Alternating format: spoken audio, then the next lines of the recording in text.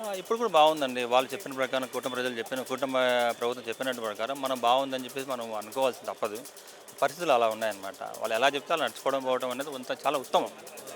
ఎందుకంటే ఇప్పుడు జరుగుతున్న దాడుల దృష్ట్యా మనం అని వాళ్ళేమంటున్నారంటే ముందు జరిగాయి కదా అంటున్నారు. సరే వాళ్ళు జరిగినవి అంటారా, మళ్ళీ వీళ్ళు చేస్తున్నారు. మళ్ళీ ఇంకోసారి మళ్ళీ వీళ్ళు చేస్తారా అనేది మనం ప్రజలకు వదిలేయాలి. ప్రజలు నిర్ణయిస్తారు. సో పథకాలు అంటారా, పథకాలు వీళ్ళు చెప్పారు ఇచ్చామంటున్నారు. సరే ఇచ్చేవారంటే ప్రజలు హ్యాపీగానే ఉంటారు. మళ్ళీ వీళ్ళని గవర్నమెంట్లోకి తీసుకురావాలని కోరుకుందాం మనం కూడా కోరుకుందాం. ఎందుకంటే మనం కోరుకోవాలి. వీళ్ళు ఎంత ఇంప్లిమెంట్ చేసామని చెప్తుంటే అలాగే కోరుకోవాలన్నమాట. అంటే మరి జగన్మోహన్ రెడ్డి గారిని రాజకీయంగా ఎలా రానేమో భూస్థాపితం చేస్తామంటున్నారండి.